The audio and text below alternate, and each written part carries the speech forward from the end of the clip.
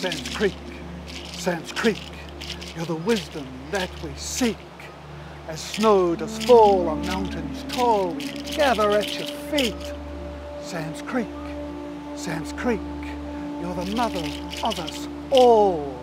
You kneel and smile and play with us. Kaharangi, you are called. Sands Creek, Sands Creek, beat loud your water drums. For miners do encircle you, they're adding up their sums. Sands Creek, Sands Creek, they thrust into your side. Where wekas screech and tuis teach, there's nowhere left to hide. Sands Creek, Sands Creek, they grind you into dust with machines that roar into your core that will never, ever trust. Sands Creek, Sands Creek, where the watchman on your tracks, with woman tough and head and stuff, we drive the miners back. Sands Creek, Sands Creek, your siege has just begun. As battle calls ring from your walls, we hear your waters drum.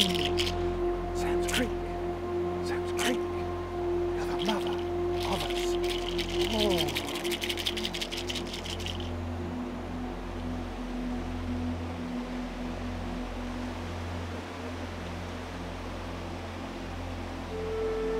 In the end, the court made a decision and a water conservation came and it legally protects Te Waikoropupū. Now we have a political party and alliance that is going to take that away and enable a mine to come to Sands Creek. And that's exactly why we're sitting here today at the confluence of Sands Creek and the Takaka River, which flows down through the valley and to Te Waikoropupū Springs. And what it's telling us here, just being in this spot, is the story of water and the story of connection. We are sitting in a place of connection. We're figuring out what's going to happen when a mine is built. It's behind me, up in the hills. What can we do about that? What's it going to mean to Te Waikoropupū Springs?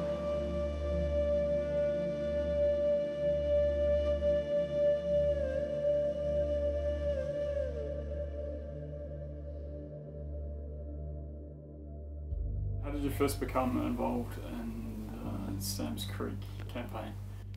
I was at a meeting where information from Andrew Yule was provided, gave me the background to the potential risks. Concerns that Andrew raised was primarily the quantities of arsenic that is incorporated alongside the gold in the hard rock within the area that they're potentially wanting to mine. We're really fortunate to have a very good science team here in Golden Bay, and they've gone through the facts, and look, this is what we know. Ore is to be taken out through tunnels to a processing plant to be built at Barren Flats. The processing plant will grind the ore to a fine toxic dust. Chemicals and waters will be added to make a slurry so it can concentrate the gold using a flotation process. Siren currently plans to export the concentrate overseas and extract the gold from it using cyanide. But there's nothing to stop Siren Gold from changing the conditions of the consent after the fact to use cyanide at Barren Flats. The rest of the ore powder will go into a huge waste heap. It will contain over 10 million tonnes of crushed ore, which is expected to contain some 3,700 tonnes of arsenic, enough arsenic to kill the entire world population. The waste heap will be lined with clay to stop the arsenic waste from getting into the aquifer and contaminating the groundwater. However, this type of clay waste heap typically is suited to arid, dry conditions. not the type of weather seen in the Upper Takaka Valley, with experiences around 2 metres of rain a year, periodic earthquakes and big floods. Overseas experience shows the waste heaps have a high incidence of failure, allowing their toxic contents to pollute rivers and creeks. Upper Takaka Valley, which is covered in tomos or sinkholes, waste heap failure would lead to arsenic getting into the groundwater, killing the tiny creatures that clean the aquifer and poisoning drinking water.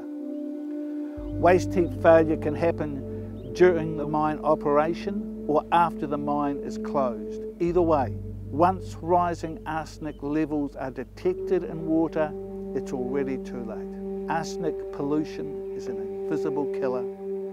Arsenic has no half-life. Arsenic lasts forever. All the farms down the Takaka Valley use the water. The whole of Takaka is run by bore water, and there are, to my rough assessment, 669 properties that would be affected if the aquifers were polluted. And then when you get down to the Pupū Springs, where there's a salmon hatchery that provides all the fingerlings for the salmon farms in the Marlborough Sounds, if they can't operate, what happens to the Marlborough Sounds salmon fishery? And then because a third of the water that comes through the Marble Aquifer ends up coming out of submarine springs out in Golden Bay, right next to the mussel farm, what happens if arsenic is detected within the mussel meat? There's a huge risk to the viability of Golden Bay's future that needs to be considered in balance with any benefits that may come from a gold mine. If it was something really useful for medicine or for electric cars, I might be more enthusiastic about it. But gold, and it's been taken out by foreign companies for 5% royalty. They have gold buried in Fort Knox. That is the security of the United States. We have gold buried at Sam's Creek.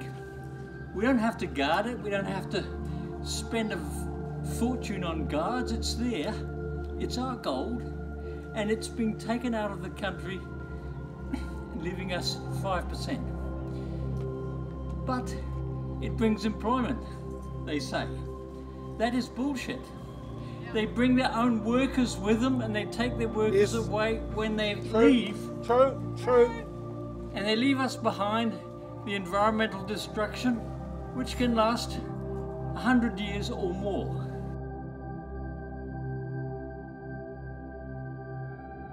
The energy aspect of the whole process of gold mining needs to be questioned, because, as everyone has said in the past, we dig it out of the ground for 9/10 of it to be buried back in the ground, and that makes not a lot of sense to logical thinkers, but it makes sense to business. And they need 10 megawatts of energy to crush the rock into fine powder, and that's the equivalent of a third of the output of the Cobb Dam. I don't know where that additional energy comes from, but the grid in New Zealand is going to have to find that energy for the 24/7 for the 10-year life period of the mine. And whether that means they've got to burn more coal to produce that, because I think our hydros are pretty well tapped out, whether they bring in diesel generators to produce 10 megawatts of power, that's an awful lot of power. What's really important to understand about the Water Conservation Order is that it's based on the precautionary principle, which is a legal way of saying better safe than sorry. And this marvellous flow of waters that we have in the Takaka Valley, from the creek and Sam's Creek and through the Takaka River, and all these creeks and waters emerging, it's very complex. And if we start to play around with it, and put arsenic from a mine, if that gets into that, we don't know what's going to happen. And that's the precautionary principle tells us better safe than sorry. And right now, we are in a position where we can be safe and we can stop this mine. The government can stop it. It can allow the water conservation order to do what its job is. And we're getting this from the mining company right now. We don't know this and we don't know that. There's a problem there, but we don't know how to solve it. And when you start to hear that litany of we don't understand, but we'll get there, we'll find a way to make sure this is safe. Trust us. Exercise the precautionary principle. Better safe than sorry. They don't know. What we do know is this is an incredibly precious and unique treasure that we have at Te Waikoropupū Springs. Sam's Creek's part of the whole thing. So better safe than sorry. That's what we do know. Kia ora, e te whānau, ko Miriam tōku ingoa. I just got kind of thrown on stage by Celia just a second ago. I just think it's really important that we focus on the younger generation, like the ones that are here right now. I can see a lot of like greyer faces or greyer hair, and they're the ones who are going to pay. Like, we need to be thinking about laws that don't just impact us now, but what are we thinking 100 years from now? How can we be good ancestors? And I really don't think this government is thinking about that. So if we can rally, I know we put a lot of weight on young people and it's a bit of a shame to do that, but it feels like this fast track is just another example of putting weight on younger generations, short-term greed and long-term impacts. I'm appalled with the fast track legislation where the politicians thought they could completely ignore the democratic process that has created all the legislations that they want to run roughshod over. I have tried to ask many people within the political arena, what legislation will you use to protect the aquifers if the Sam's Creek gold mining is allowed to proceed through the fast track legislation? And none of them could tell me what legislation they would use, because the fast track legislation overrides every piece that would normally be there to be a part of the consent conditions for any mining operation. So they haven't figured this one out themselves, yet they're prepared to queue up mining proposals and other proposals all set to go within the fast track legislation. It's just absolutely appalling. Listen to nature. You know, we're part of nature and we need to keep protecting this exquisite nature that we are surrounded in and supported by. So simply listen to people and listen to nature.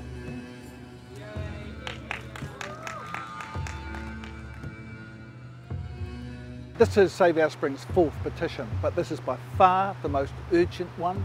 This is the one that's galvanised public opinion, both here in Golden Bay and beyond across Aotearoa. People see the danger and they're signing the petition, spreading it around. And because it's the only way, it's a practical way that we hopefully can stop the fast track amendments bill becoming law in a way that that takes the teeth from Te Waikoropupū Springs and renders it useless, basically. At the cutting edge of the petition are two legal asks, and that one is specifically about protecting Te Waikoropupū Springs, and the other is about protecting all water conservation orders. There's 16 in total. Te Waikoropupū Springs is one of them. That's at the heart of the petition.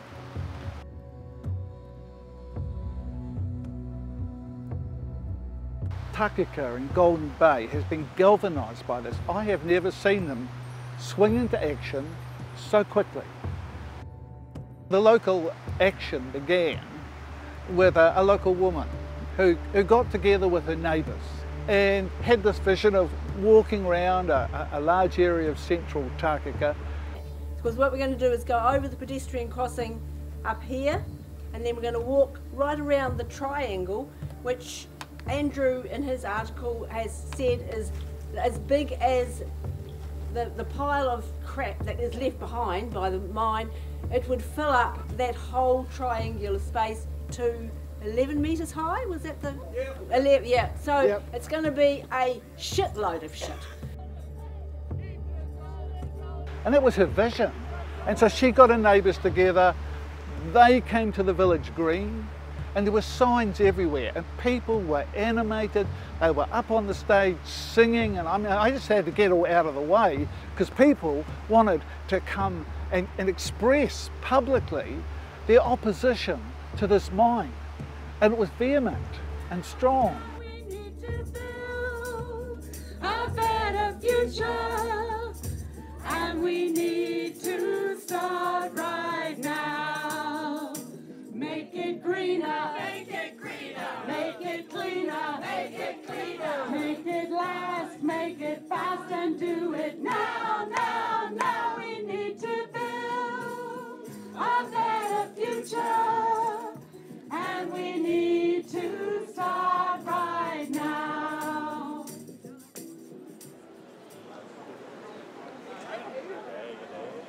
Four days later, the local MP, Maureen Pugh, turns up in town, and the people want to talk to her, and they came to the streets. They came out there. Maureen came out of the Tasman District Council office. She took one look at all the signs and she headed off towards a car. And people were upset because she wouldn't listen. You know, she's our MP, and she would not listen. She headed off, and people were angry, frankly. There was a real vehemence, and people were crying out, listen to us, Maureen. She did not listen. She headed back to Wellington. Everybody, that's enough! Off the road, let the ladies through! Off the road! There's also the concern that, for me, that because Little Old Golden Bay only has 5,800 residents and only about 3,000 that vote, our political clout could be seen as collateral damage, and therefore our noise, if we are sufficiently concerned, has to be twice as loud. You know, I look at the story of Big Mine over in Canada, where they walked down a similar track with arsenic rock, and man, oh man, are they weeping there? Are they weeping? You're looking at one of the most contaminated places in the country, and cleaning up the now defunct gold mine is on the shoulders of the federal government, a costly and necessary pursuit. Remediation of Yellowknife's giant mine will take until 2038, at least 7 years longer than initially slated. So I think we to exercise precaution right at this point and say, no, leave it in the ground. That's the best place. Best place for it, that's precaution. And people understand that. Better safe than sorry. That mining also created more than 200,000 tonnes of toxic arsenic trioxide dust. That's enough to kill everyone on Earth several times over. Over the decades, the vast majority of it was stored in the empty, abandoned chambers left behind after mining, although some of it did get out into the environment. The mine closed in 2004. When the gold ran out, the mining company went bankrupt and left the mess for the government to clean up. Arsenic trioxide has no scent, no taste, and it dissolves in water.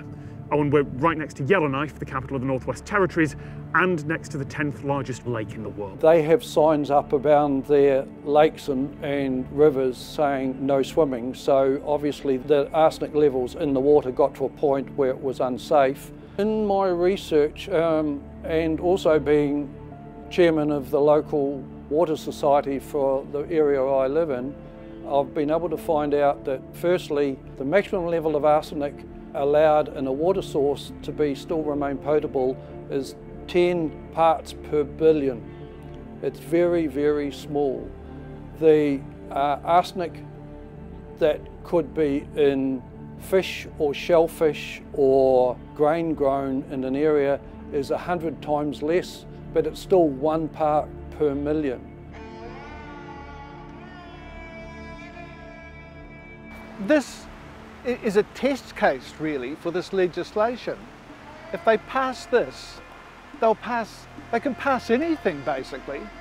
Here is the most precious waterway in the country, and if they slam it aside and go for broke and put basically an arsenic mine here on this most precious place, they'll do anything, you know. So it's a test case, and people across the country know that, they're realising it. If we can't stop the fast track from doing what it could do to Te Waikoropupū Springs, we can't stop anything.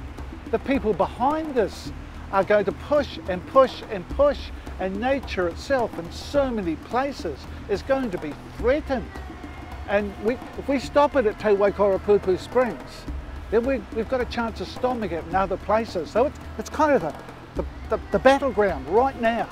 I know that it's always difficult for us to show our anger, but I would like to tell you, please, don't be afraid of showing your anger, to show that you don't like it at all, and you are even prepared to insist that this never happens in Golden Bay.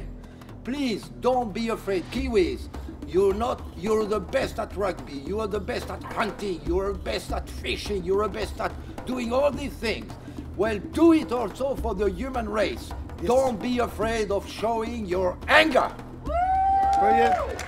And that's a part of our role as a community, to voice our concerns strongly enough for them to appreciate the risk they're taking on behalf of our community, to actually not dismiss our concerns.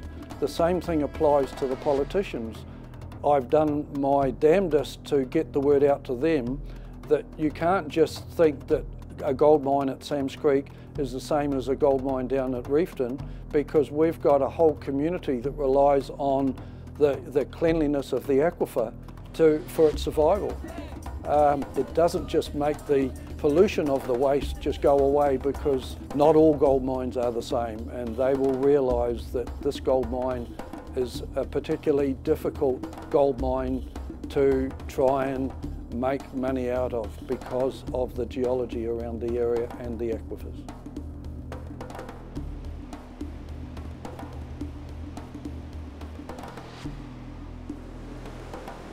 Invocation.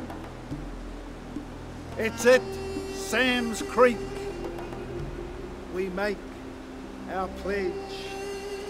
Sam's Creek, Sam's Creek, for Te Waikoropupū walk the edge, and as Te Rā ascends the sky, we fix our eyes upon the prize, our sacred taonga, free at last from pollution's dark and deadly grasp. We'll not retreat, nor backward step. We're standing tall and won't forget the ancestors, ancestors, ancestors who walk with us and chant against the arsenic pus. Arsenic out, arsenic out, arsenic out. That seeps where tiny creatures stir within the giant aquifer. This is our time. Now, this is our time. We'll win this fight against the fast track's misspent might. So join us, come, join us in the final push. We rise with nature, for nature. Nature rises with us. We step on up. Listen, they're here. Tuis and bellbirds singing, supping at Sam's Creek. This stunningly beautiful place. in the heart of nature. Join us. Join us. Walk with us.